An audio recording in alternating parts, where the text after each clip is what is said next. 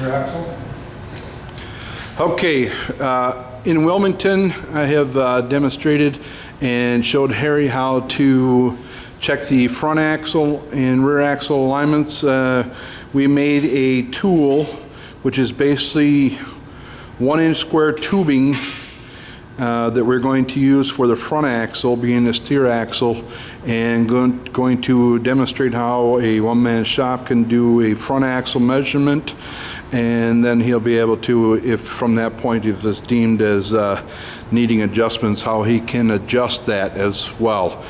We have taken the 1-inch square tubing and we have verified the measurements of that against the normal practice of using pins and two guys measuring across the front, rotating the tire and measuring across the rear, which is a standard practice, besides scrolling, putting a scroll line down the center of the wheel. So again, our verification has been made with a standard practice against the tool and device I want to use.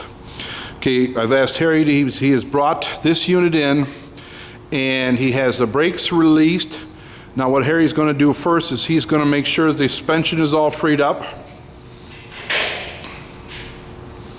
What we're doing is we're taking the load off the suspension and freeing it, putting it in a neutral position. Then Harry will chock the drive axle.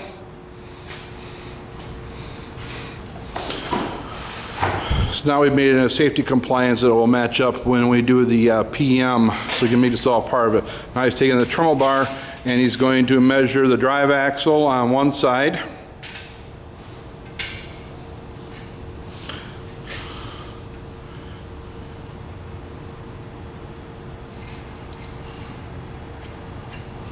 Now he's going to go over and compare that to the other side. This is all part of the PM job plan that he needs to do on every PM.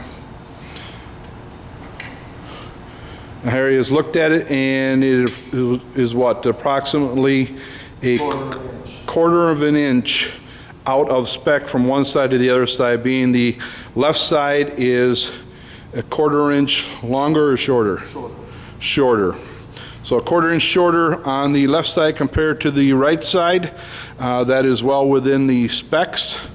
So now he will verify it again, make sure that the terminal bar has not moved, and again he's fine here. So the rear axle alignment is sufficient.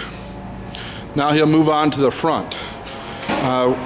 Also within this time here, he would be inspecting his tires and everything, and as you'll notice on the steer tire, can we raise the hood?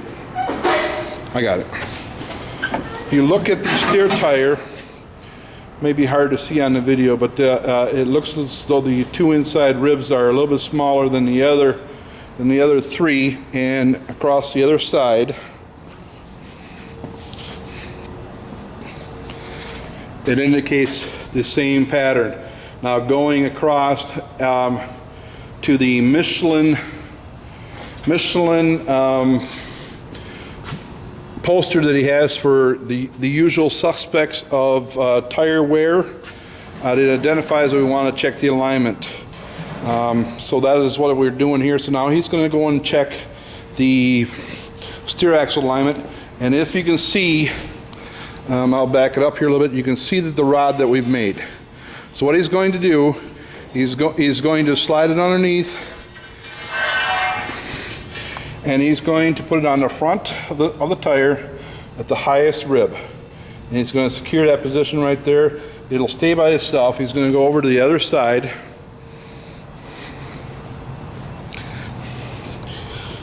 He's going to grab his tape measure, and then he's going to go and basically move that bar to the same rib, and then he's going to measure from the tire to the bar. 5.5 inches. And his measurement is 5.5 inches. Now what he'll do is he'll carefully lay the bar down, slide it out, and then he's going to go and place it to the back side of the steer tire.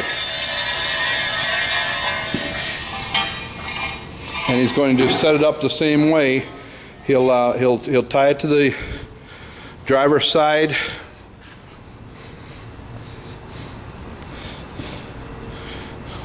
on the same rib, approximately the same height and everything. That's why we make the bars so that they'll go about the middle of the axle, so we can get a true reading that way.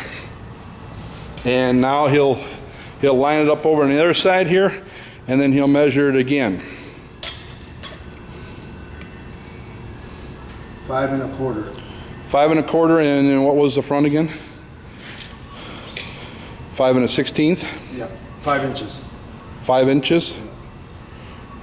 You sure it was 5 inches? We'll retake that again. So we have 5 1/4 in the rear. Go ahead and do the front again.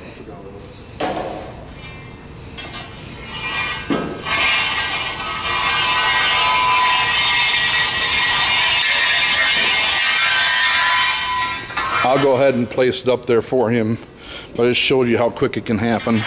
So there it is right there, the highest rib, and we'll get back over and measure it quick. 5 and No, you don't have 5 1/2. You have less than 5. 5 and about 5 3/8. about 3/8. So we have 5 3/8 on the front, and we have 5 1/4 on the back. That would indicate that it's towed in 1/8 of an inch. Okay, so the tolerance for the toe in would be accurate and correct as well. That it's from 0, I believe it's from 0 to 3/16, and we're at 1/8 of an inch. So that tells me that the alignment is correct. We could put it to 0. A quick way to put it to 0 is to actually leave the bar exactly the way it is. We've already freed up all the suspension and everything. So he just has to basically go and loosen up both tie rod clamps, and then he would adjust the tie rod. When he's making the adjustment, if it's 1/8 of an inch out, he really only needs to think about making a 1/16 of an inch adjustment, because you're going to have a 1/16 in the front, 1/16 in the rear. So as quickly as we've done this, that's how long the operation takes. And again, we verified it against the thumbtacks, where we measured across the front axle. We rotated the tire approximately 180 degrees and measured again, and that measurement is the same as the measurement we just took with this bar. So you can see how we can check the front end alignment in a very accurate and quick manner that would take approximately 2 minutes to do. Again, this bar is approximately 97 inches long, and the two legs that are on there, I had him make them to approximately 19 inches, that I get as close to the center. Thanks.